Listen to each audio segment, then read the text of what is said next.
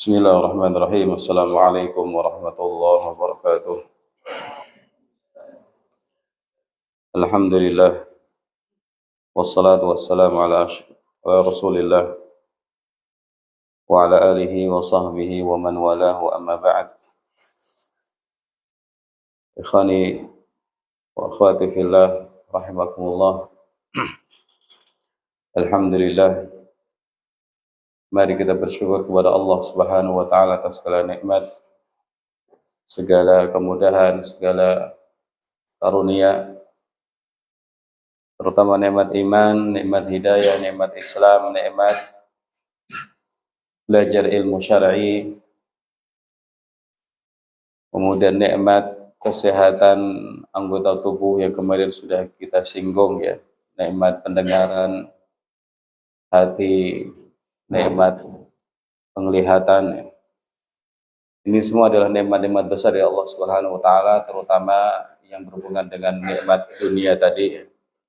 Wajib kita syukuri, wajib kita amalkan ilmunya, wajib kita sebarluaskan ilmunya sesuai kemampuan kita ya. Ini semua dalam rangka mengingat-ingat kembali nikmat Allah Ta'ala yang sudah tercurah kepada kita ya. Di saat sebagian orang belum mau belajar ilmu syar'i, bahkan tidak suka menghadiri majelis ilmu, yang dia sukai masuk ke tempat-tempat yang enggak baik, berbincang tentang hal yang enggak baik, atau melakukan hal-hal yang tidak baik. Maka mari kita bersyukur terus kepada Allah, alhamdulillah atas nikmat-nikmat ini, supaya nikmat tersebut selalu berada di kita dan juga bertambah terus, iman bertambah, ilmu bertambah, amalan bertambah, rasa takut kepada Allah bertambah, dan juga akhlak pun tambah baik. Pembahasan kita pada kesempatan ini tentang nasihat liburan ya. Nasihat liburan atau wasiat sebelum liburan buat kita semua ya. Supaya orang itu paham liburan itu bukan berarti libur 100% dari belajar atau dari beramal soleh.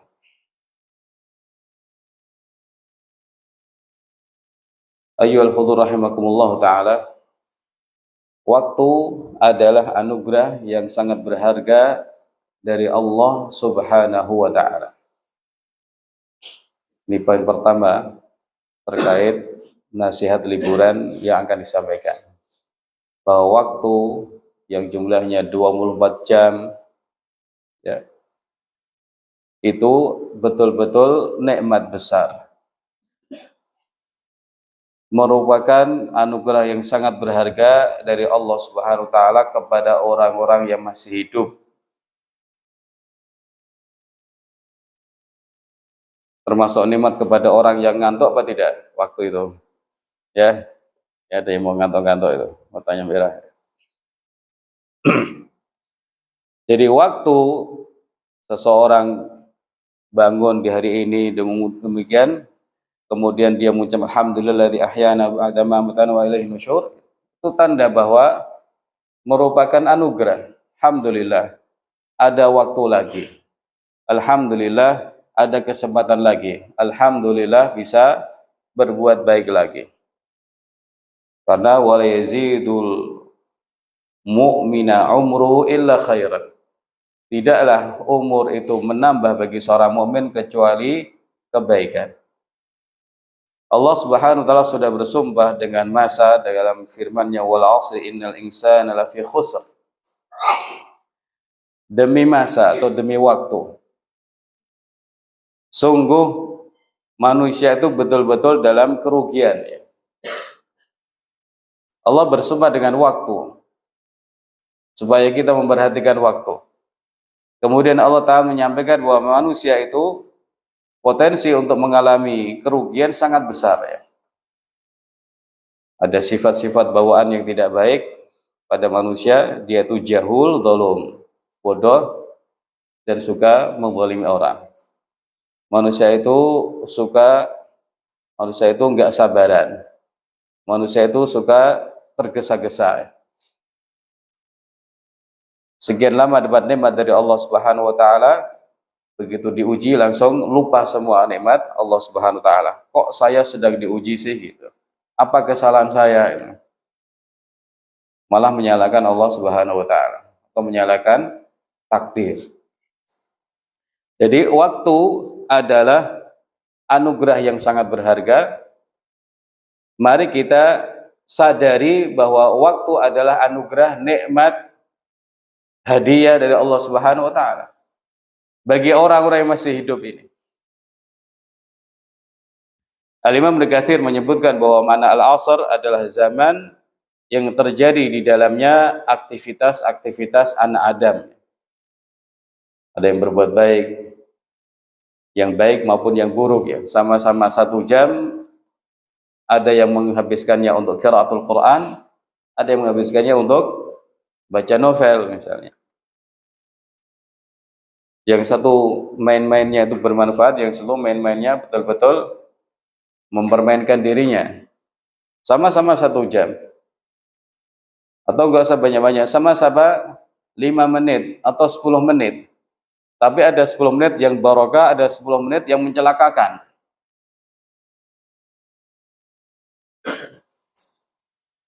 Jadi ada tulisan yang judulnya itu Madza tastafid min 10 daqaiq. Apa yang kamu bisa manfaatkan dari 10 daqiqah, 10 menit. Kira-kira apa? Kalau orang menghafalkan Quran, katakanlah begitu, setiap hari ambil saja 10 menit. Setiap hari. Nanti sebulan dia akan mendapatkan sesuatu yang luar biasa. Atau 10 menit dia pakai untuk baca buku. Setiap hari, nggak usah tambah-tambah. 1 hari ini 10 menit baca kitab ini. Terus secara dawam atau secara langgeng sebulan dia mungkin bisa menghatamkan kitab itu. 10 menit zikrullah, apalagi ini luar biasa. 10 menit zikrullah, baca tasbih dalam 10 menit, kira-kira dapat berapa ribu? Banyak sekali. Atau baca subhanallah alhamdulillah wala ilaha illallah Allahu akbar 10 menit. Dipanggil temannya, sudah sebentar, 10 menit saya belum selesai. Nanti silakan bertambah, ditambah. Baca karena merasa enak, merasa enjoy. Bulan ke depan baca bukunya menjadi 15 menit. Begitu seterusnya. Nah, kalau orang menyadari ini, bahwa dia ketika berbuat baik 10 menit saja di setiap hari, dia akan mendapatkan banyak kebaikan kalau di total dalam 1 bulan. Bagaimana kalau kebaikan-kebaikan yang dilakukan itu lebih dari 10 menit? Dan bermacam-macam. Maka kebaikan-kebaikan akan banyak. Itulah perbekalan seseorang menuju kampung akhirat. Di masalah amal itu bukan nasihat yang diarahkan kepada orang yang sudah tua-tua, tidak.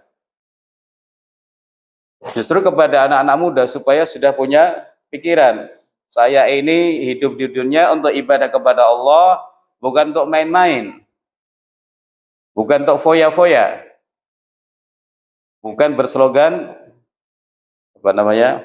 muda foya-foya, hidup kaya, mati masuk surga. Enak men. Ya semoga kaum muslimin semuanya masuk surga ya. Tapi ada perbekalan yang harus dibawa seseorang menuju negeri akhirat. Wal 'asri innal insana lafi khusrin. Demi masa sesungguhnya manusia itu betul-betul dalam kerugian. Jadi Allah Ta'ala di sini bersumpah dengan masa yang menjadi tempat terjadinya aktivitas anak Adam, yang baik ataupun yang buruk. Tadi 10 menit dalam kebaikan, ada orang yang menggunakan 10 menit dalam keburukan. 10 menit untuk maksiat, 10 menit untuk berbuat syirik, 10 menit untuk hal-hal yang tidak baik.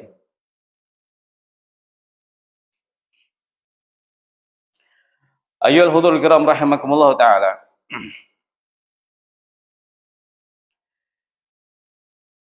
Syekh Ali Hasan dalam kitab beliau Arba'in Bid'awah, ya, kurang lebih begitu, saya lupa secara tepatnya, mengutip perkataan Fakhrul Razi rahimahullah dalam tafsirnya, bahwa Allah bersumpah dengan al-asr karena masa itu memiliki keajaiban-keajaiban. Di situ terjadi kegembiraan, ada kesulitan, ada yang sehat, ada yang sakit, ada yang kaya, ada yang diuji dengan kemiskinan.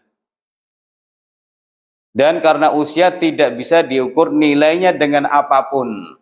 Tidak bisa diukur nilainya dengan apapun. Membeli satu hari tidak bisa. Dianggap saja supaya mudah, waktu ujian, kalian ketiduran, ya, kemudian tidak bisa murojaah dengan tuntas,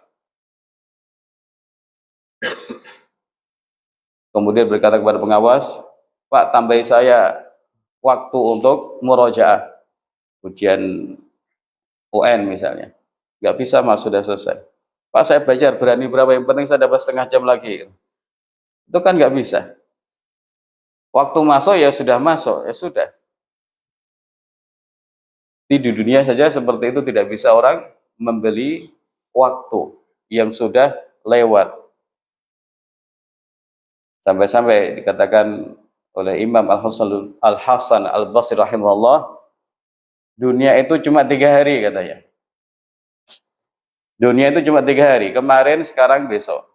Yang kemarin sudah, kita nggak bisa berbuat apa-apa. Besok nggak tahu kita sampai ke sana apa tidak. Nah terus, hari ini yang mereka merupakan milik kita, maka beramalah di hari yang sekarang kita hidup di dalamnya. Karena yang kemarin sudah lewat dengan apa yang kita kerjakan, nggak bisa ditarik lagi. Besok kita nggak tahu apa yang akan terjadi. Nah hari ini itulah yang ada di tangan kita. Maka hendaknya orang memanfaatkan waktu dengan baik supaya betul-betul mendapatkan nikmat dari nikmat waktunya. Supaya betul-betul mendapatkan anugerah kebaikan dari anugerah waktu yang Allah berikan. Kemudian Al-Fakhrul Razi memberikan memberikan contoh, ya. Bila seseorang usianya 1000 tahun, ya, anggap begitu. Nah, di 1000 tahun ini dia menyia-nyiakan hidupnya. Hidup di dunia hitam, kelam, ya, dalam urusan yang tidak bermanfaat. 1000 tahun, anggap seperti itu. Kemudian dia bertaubat. Umurnya 1000 tahun, kemudian sebelum meninggal, 1 hari sebelum meninggal, kemudian bertaubat. Maka kebahagiaan hakiki dapat ia raih dalam detik-detik terakhir tersebut. Yang 1000 tahun yang sia-sia, yang gelap, hitam, itu bersih. Karena taubat itu menghapus apa yang sebelumnya. Islam menghapus apa yang sebelumnya, taubat menghapus apa yang sebelumnya, dan juga haji akan menghapus apa yang sebelumnya. Dia menjadi orang bersih, menjadi orang baik, menjadi orang yang dicintai Allah Subhanahu wa taala. Karena taubatnya kapan? Detik-detik terakhir padahal. Kemarin masih berbuat jahat, kemarin lagi masih berbuat maksiat. Tapi di hari dia mau meninggal, dia sudah bertaubat kepada Allah Subhanahu wa taala. Ini menunjukkan betapa berharganya waktu, walaupun hanya 5 menit, walaupun hanya 10 menit, apalagi sampai 1 hari. Maka jangan pernah kita sia-siakan. Dengan ini kita mesti sadar bahwa yang paling berharga bagi kita adalah masa-masa akhir dalam usia kita. Kita pun menjadi paham bahwa anugerah waktu termasuk nikmat utama bagi manusia. Karenanya Allah bersumpah dengan masa dan mengingatkan bahwa kebanyakan manusia itu menyia-nyiakan waktu siang dan malamnya. Kemudian menekankan lagi waktu lebih mulia daripada tempat, sebab waktu adalah nikmat yang murni, tiada cacat padanya. Yang merugi dan bermasalah adalah orangnya atau manusianya. Tidak ada zaman edan, tidak ada zaman buruk, tidak ada hari sial, tidak ada ini dan itu. Tapi manusianya lah yang buruk, manusialah yang tidak baik. Ayol hudrul kiram rahimakumullah ta'ala. Nabi kita SAW sudah mengingatkan dua nikmat yang sering disia-siakan manusia. Dalam hadis Ibnu Abbas radhiyallahu ta'ala anhuma, Nabi bersabda, ni'matani maghbunun fi ma katsirun minan nas. As-sihhatu wal faragh. Dua nikmat yang kebanyakan manusia itu tertipu, terperdaya. Nikmat sehat dan nikmat senggang atau waktu luang. Kalau Nabi SAW mengatakan demikian, maka itulah realita atau keadaan sebenarnya. Sebagaimana saat membahas kemarin ayat Qul huwallazi ansha'akum wa ja'alakumus sam'a wal absara wal afidah qalilan ma tashkurun. Qalilan ma tashkurun. Ini keadaan manusia, sedikit yang mensyukuri nikmat mata, nikmat penglihatan, nikmat akal atau hati. Demikian juga di sini banyak orang yang tertipu ketika memiliki atau diberi nikmat sehat, nikmat waktu luang. Dia sehat dan punya waktu luang. Dua-duanya ini kalau ada pada manusia, dia sebenarnya sudah mendapatkan nikmat ya. Bisa melakukan aktivitas-aktivitas yang bermanfaat untuk dunia ataupun akhiratnya. Al-Imam Ibnu Battal rahimahullah mengatakan seseorang tidaklah dikatakan memiliki waktu luang hingga badannya juga sehat. Dua hal ini berhubungan erat ya. Apa gunanya waktu luang tapi orang itu berada di rumah sakit dalam keadaan koma gitu ya. Waktunya luang, luang sekali, tapi koma. Ini bukan hebat. Atau sedang menggigil, kedinginan atau kesakitan, nyeri pada tubuhnya. Dia punya waktu luang, tapi nggak sehat. Nah, orang-orang yang punya waktu luang dan sehat, kata Nabi SAW, banyak yang tertipu, sehingga kemudian melakukan hal-hal yang tidak bermanfaat, sia-sia. Turu terus gitu ya, tidur terus, main terus, dolan terus ya. Bahkan sebagian menghabiskan waktunya untuk ngerokok ya. Lama itu ngerokok itu. Ngerokok plus ngopi ya. Itu kalau zaman sekarang ya mengusap-ngusap HP-nya gitu. Diusap-usap terus gitu. Diusap, dipencet, diusap, dipencet, diusap, dipencet. Dia punya waktu luang, dia sehat, tapi kerjaannya mengusap dan memencet.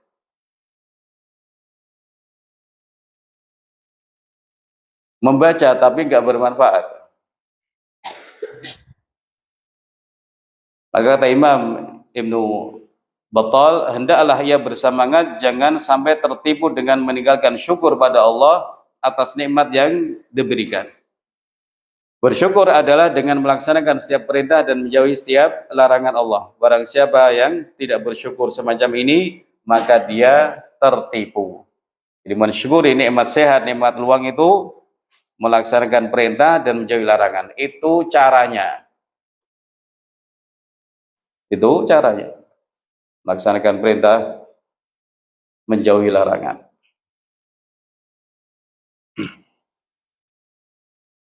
Pertanyaan sekarang, siapa yang tadi malam sudah sholat witir?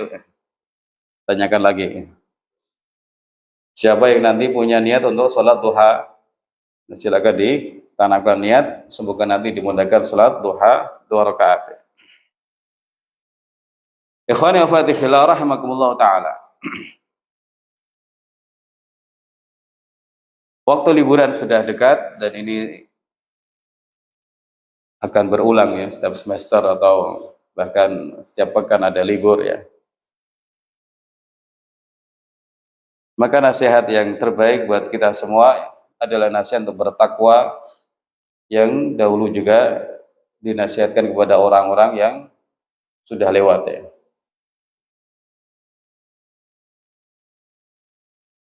Allah Ta'ala memerintahkan kita semua bertakwa, demikian juga Nabi SAW memerintahkan kita untuk bertakwa.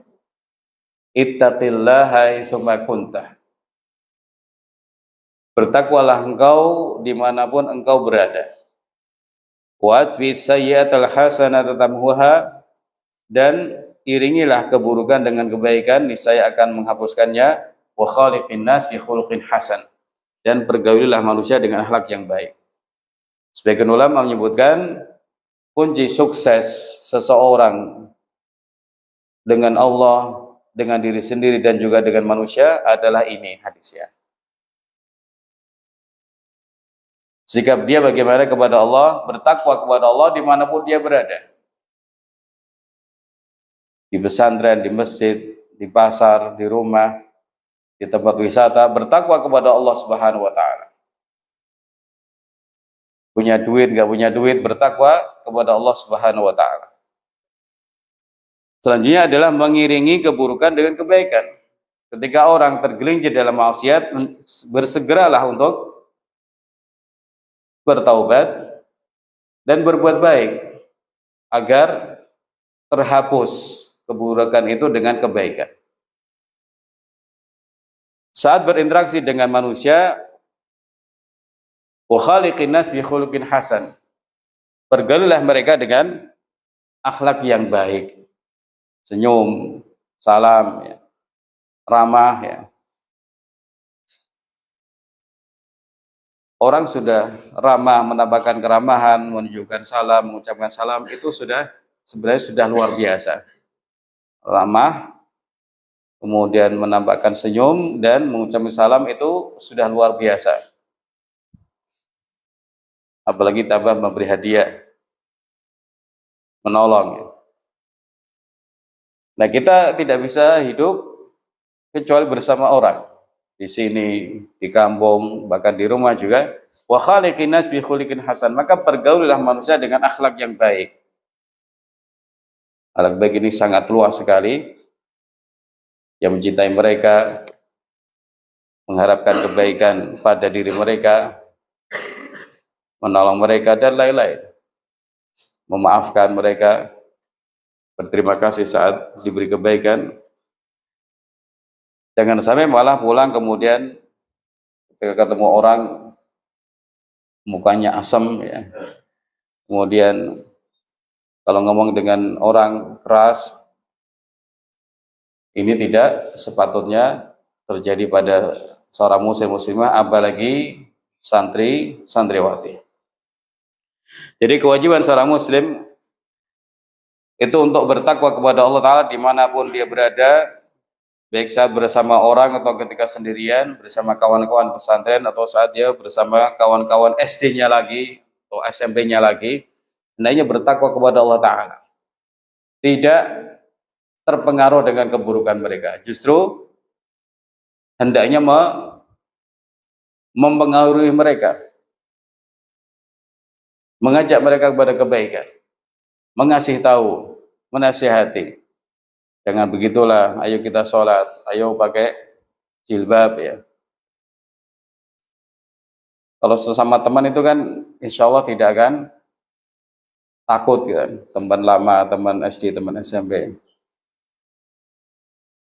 Sampaikan dakwah seperti itu. Mudah, dakwah mudah. Tidak harus pegang mic ya.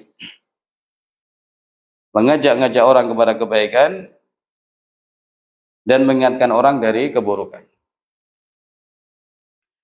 Syekh Shalih Fauzan dalam Kitabul Al-Minah Rabbaniyah saat mensyarah hadis Arba'in Nawawi untuk hadis ini, beliau sampaikan sabda Nabi sallallahu alaihi wasallam, "Haitsuma kunta," dimanapun engkau berada, menunjukkan bahwa seseorang manusia tidak boleh menoleh kepada manusia secara umum. Tidak boleh menoleh kepada masyarakat. Masyarakat maunya apa? Masyarakat tidak sukanya apa? Kemudian mengikuti mereka padahal yang mereka sukai itu hal-hal yang tidak baik, yang mereka tidak sukai adalah hal-hal yang buruk. Tidak. Jadi seseorang tidak boleh menoleh kepada umumnya manusia dan tidak boleh takut terhadap mereka. Ia mesti hanya takut kepada Allah Subhanahu wa taala, baiknya bersama banyak orang atau tengah sendirian.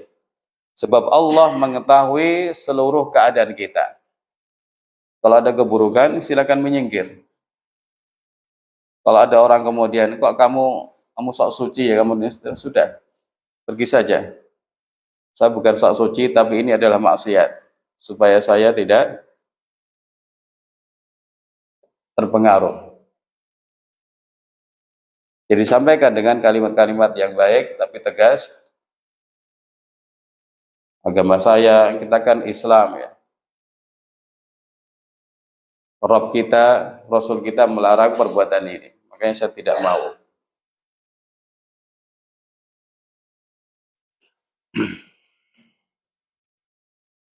Poin berikutnya, liburan itu hanya sekedar pindah tempat beramal sebenarnya. Pindah tempat aktivitas. Walaupun ya tentunya tidak persis ya. Kalau di sekolah ada belajar dari jam sekian jam sekian. Namun tetap saja namanya belajar, beramal itu selalu menjadi tanggung jawab setiap muslim-muslimah, santri dan santriwati. Hanya pindah tempat saja. Kalau sekedar pindah tempat berarti ya tidak boleh ada perbedaan yang terlalu besar ya. Tetap belajar, bagian buku misalnya dibawa ke rumah, tetap menghafal, baca Quran, dan ibadah-ibadah yang lain. Karena liburan itu sekedar pindah tempat beramal saja, pindah. Allah Subhanahu wa taala sudah menetapkan suatu pedoman yang hendaknya dipegangi oleh siapapun dalam kesehariannya. Fa idza faragta fansab. Fa idza faragta fansab. Kalau engkau selesai dari satu urusan, maka kerjakanlah sungguh-sungguh urusan yang lain. Selesai dari ini, kerjakan yang lain. Bukan berarti enggak boleh istirahat. Istirahat itu pun juga suatu urusan. Sudah capek, lelah, ambil istirahat sebentar. Untuk beraktivitas lagi nanti. Istirahat entah sekedar berhenti dari aktivitas, atau berbaring, atau tidur ya. Untuk kemudian beraktivitas kembali. Tapi kadang-kadang orang itu tertipu oleh syaitan ya. Bagaimana dikatakan Imam Al-Jauzi rahimahullah ta'ala. Tertipunya bagaimana ya? Dia baca kitab misalnya, baca Quran 15 menit, alhamdulillah selesai. Istirahat dulu lah ya. Muncul setannya berbisik. Sudah nggak usah nambah-nambah 15 menit saja. Kenapa? Banyak orang yang nggak baca Quran. Mending ente ya. Sementara yang lain tidak baca Quran, sudah nggak usah tambah dan tetaplah merasa lebih daripada yang lain. Akhirnya apa? Orang ini tertipu. Iya ya. Lihat sekitarnya, kok nggak ada yang baca Quran, cuma saya. Oh berarti saya yang lebih baik. Jadi syaitan masuk di sini. Jadi hati-hati terhadap tipu dari syaitan. Faida faragta fansab, apabila kamu telah selesai dari satu urusan, kerjakanlah urusan lain dengan sungguh-sungguh juga. Syekh Abu Bakar Jabil Jazairi rahimahullah menyebutkan ini adalah khittah atau agenda hidup seorang muslim dan telah ditetapkan bagi Nabi sallallahu alaihi wasallam dan juga bagi umatnya. Ayat ini turun kepada Nabi sallallahu alaihi wasallam, bentuknya perintah, kalau engkau telah selesai dari urusan, maka kerjakan yang lain dengan sungguh-sungguh. Nah, dahulu Nabi SAW dan para sahabat kaum muslimin mempraktekannya hingga akhirnya mereka menggapai kemenangan. Nah, maksudnya di sini, bila engkau selesai dari suatu aktivitas agama, suatu amaliyah, maka sibukkan dirimu untuk mengerjakan aktivitas duniawi. Dan kalau engkau selesai dari aktivitas duniawi, maka sibuklah dirimu untuk amalan agama. Ini orang bekerja, selesai, ada adzan yang langsung mendatangi masjid. Selesai adzan, saya sholat, silakan lakukan aktivitas yang lain, makan siang misalnya. Istirahat sebentar, kemudian kerja lagi, nanti ada adzan asar, urusan akhirat diutamakan. Begitu terus. Apabila seseorang demikian, waktunya luar biasa produktif. Luar biasa produktif. Tidaklah lewat waktu kecuali dia melakukan kebaikan untuk dunianya ataupun akhiratnya. Bahkan ketika dia melakukan aktivitas dunia pun, dia bisa sambil melakukan aktivitas akhirat. Contohnya bagaimana ya? Dia sambil berzikir. Nyetir sambil berzikir bisa apa tidak? Bisa. Nyetir sambil nelpon saja bisa, walaupun dilarang nih ya. Orang nyetir sambil berzikir bisa lah.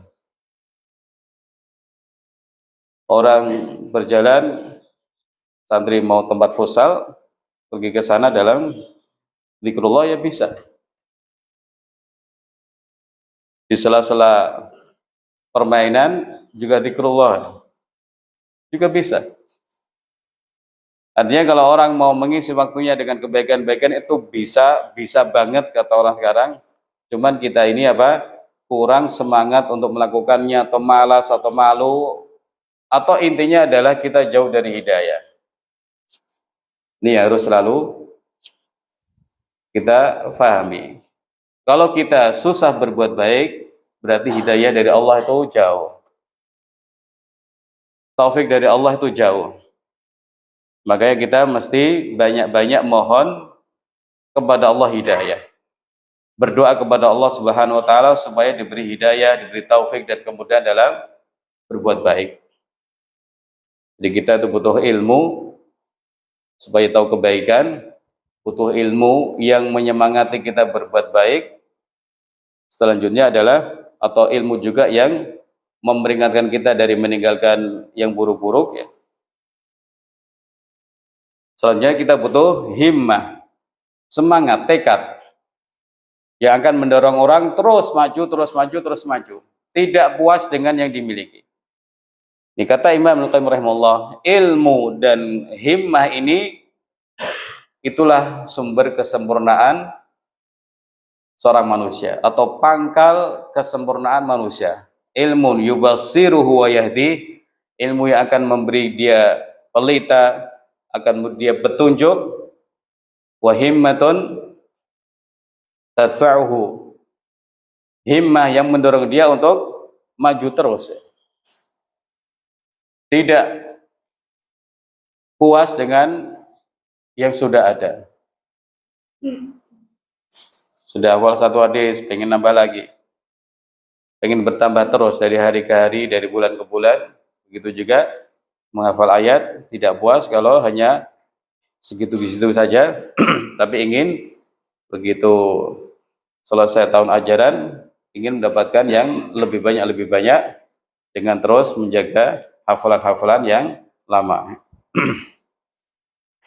Abdullah bin Mas'ud radhiyallahu an pernah berkata, "Inni la'amqutu an ara rajula farighan la fi amali dunya wala fi amali akhirah."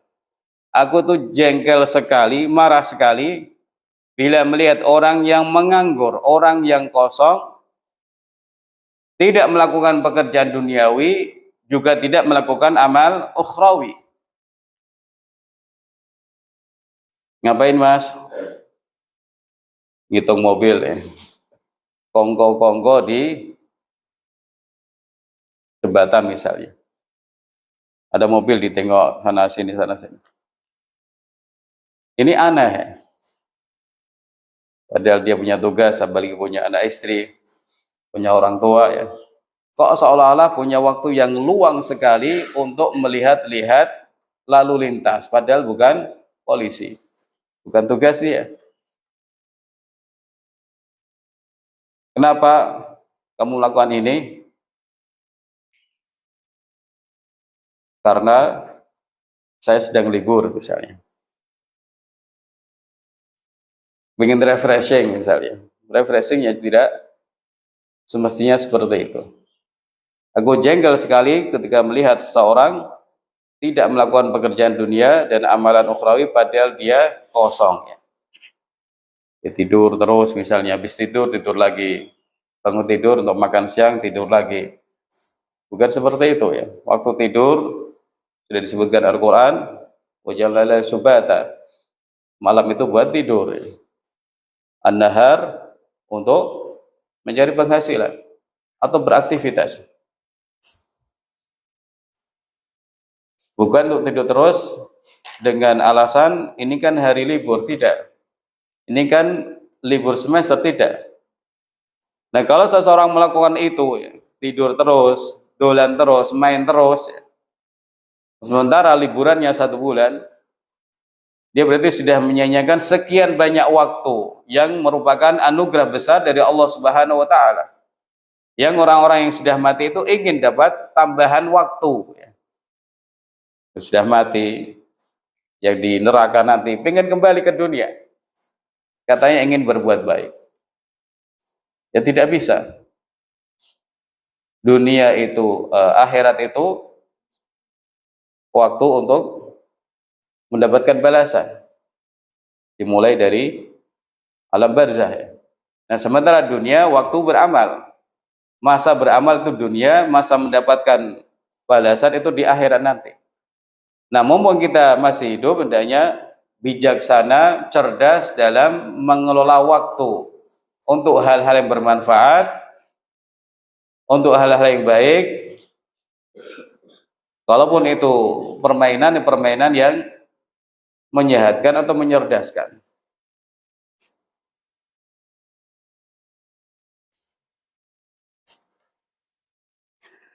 Ayyuhal hudhurul kiram rahimakumullah ta'ala.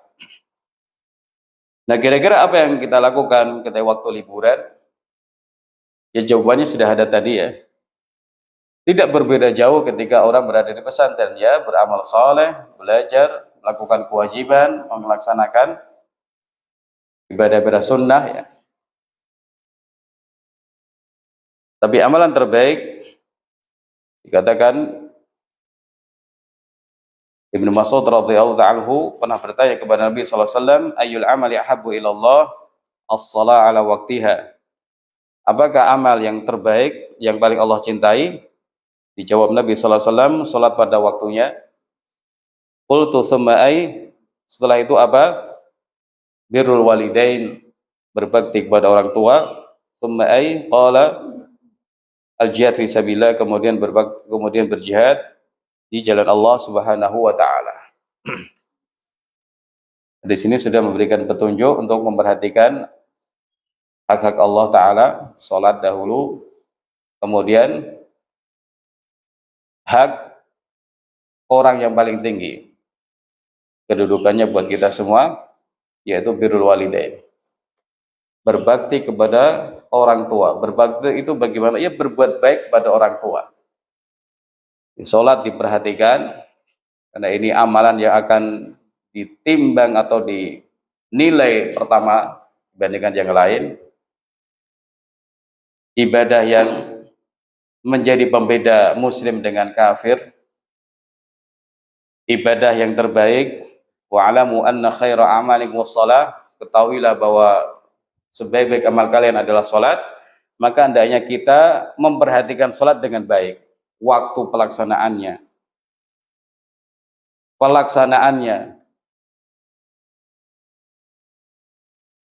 diperhatikan dengan baik, tidak telat-telat ya.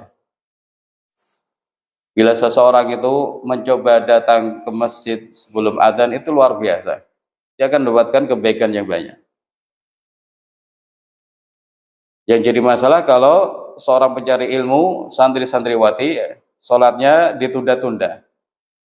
Sholatnya laki-laki berjamaah ya di masjid tapi telat-telat. Ini yang nanti akan membuat masyarakat kurang hormat dengan santri. Jadi ini santri kok sholatnya telat. Katanya santri, tapi kok sholatnya terlambat-terlambat. Nah orang tua juga mungkin nanti bertanya-tanya, kamu santri kok sholatnya malas-malasan. Ditunda-tunda, nanti dulu, nanti dulu, nanti dulu. Karena ada golongan manusia yang malas-malasan untuk sholat. Siapa mereka? Al-munafiqun. Wa idza qamu ila shalah qamu kusala. Mereka itu ketika bangkit untuk sholat malas-malasan. Ini keadaan mereka dalam ibadah yang terbaik. Kata Imam Nukatsir rahimahullah. Ini keadaan mereka dalam ibadah yang terbaik. Ibadah yang paling mulia, sholat. Sholat di situ ada munajat, komunikasi dengan Allah Subhanahu wa taala, ke orang malas-malasan.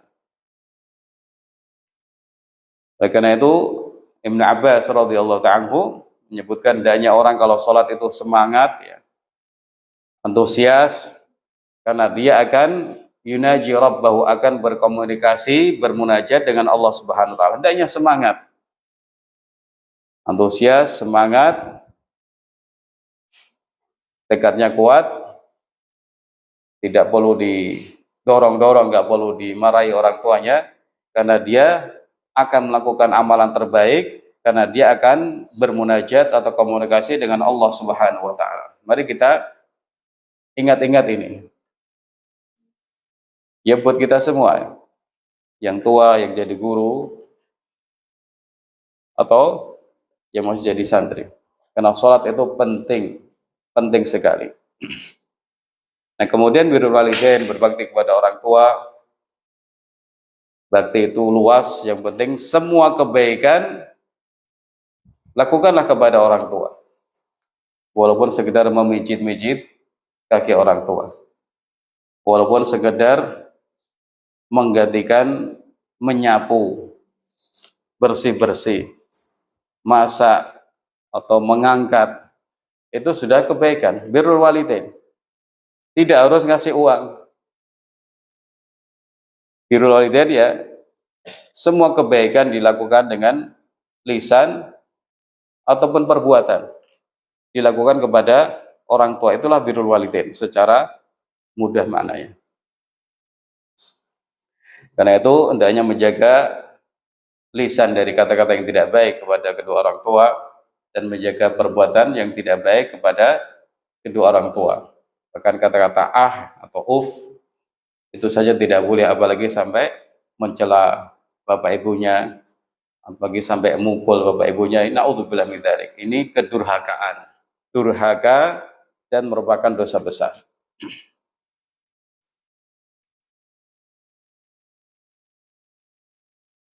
Selain itu, ikhwan fillah rahimakumullah taala, tetap kalian belajar yang bisa kalian lakukan di rumah, ya. Kemudian terus baca Quran, terus menjaga zikir pagi sore, menjaga wirid, menjaga sholat-sholat sunnah, ya. Supaya tampak kita itu memang orang yang belajar ilmu syar'i. Ya, orang yang sudah dapat ilmu baru, ya hendaknya tampak pada dirinya pengaruh ilmu tersebut. Dahulu ada seorang yang dicaci maki oleh orang lain, kemudian kenapa kamu tidak balas, ya? Kalau saya balas, ya berarti saya sama dia, sama seperti dia. Atau sebagian ulama dahulu mengingatkan, kalau orang itu yang belajar ilmu syar'i tidak tampak bedanya di waktu siang dan tidak tampak bedanya di waktu malam dengan orang lain, apa gunanya belajar ilmu, ya? Pagi harinya dengan puasa misalnya, pagi harinya dengan salat duha, malamnya dengan qiyamul lail, qiraatul Quran.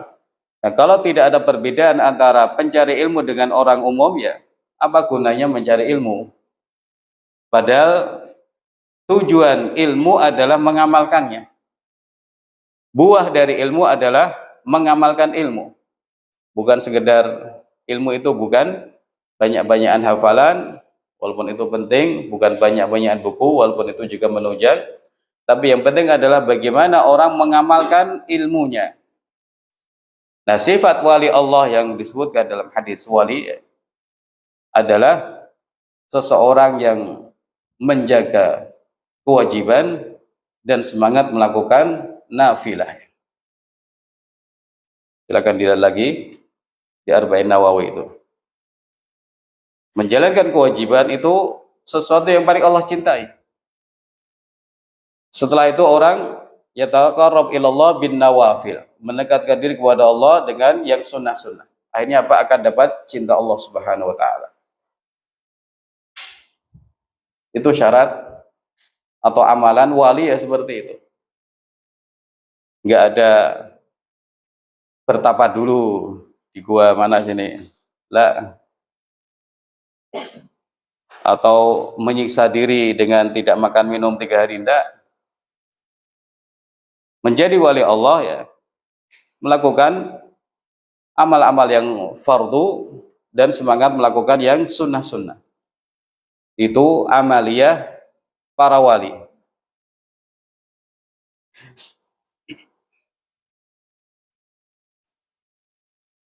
Jadi ikhwan wa akhwati fillah rahimahullah taala, lakukan amal-amal yang hebat dalam liburan ya.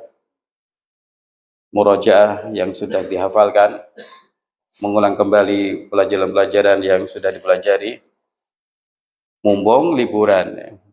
Jadi aji mumpungnya, mumpung liburan saya mau menguatkan hafalan yang sudah lama.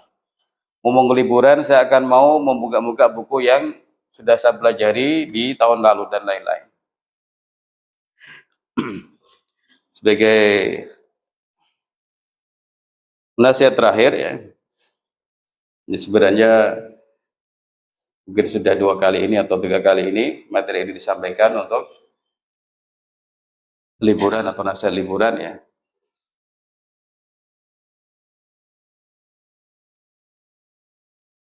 Nasihat terakhir di sini, jaga ibadahmu karena maut tak mengenal waktu.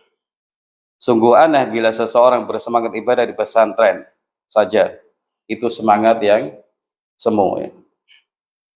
Berbaktilah kepada kedua orang tuamu, mumpung mereka masih ada. Jangan pernah kecewakan mereka. Birrul walidain, satu pintu menuju surga. Jangan lupa untuk sering-sering mohon doa dari mereka. Pelihara citramu sebagai pencari ilmu. Engkau sudah mulia dengan apa yang telah engkau pelajari, maka jangan ikut-ikuti kebiasaan orang yang tak tahu diri. Islam adalah agama akhlak, maka tunjukkan pribadimu yang berakhlak mulia kepada orang tua, kawan, dan masyarakat. Kunjungi kerabat, biar kamu kian dekat. Moga-moga mereka bertambah hidayah dengan ilmu yang telah engkau dapat. Bacalah dan tadabburi kalamullah setiap hari, agar engkau selalu dekat dengan kebaikan, keberkahan, pahala dan hidayah ilahi. Demikian. Barakallahu fiikum wa jazakumul khairan wa zawadakum at-taqwa ainama kuntum. Semoga kita semua diberi istiqamah oleh Allah Subhanahu wa taala di atas ilmu dan amal saleh, dan semoga Allah taala menjaga kalian dari segala keburukan. Amin. Wassalamualaikum warahmatullahi wabarakatuh.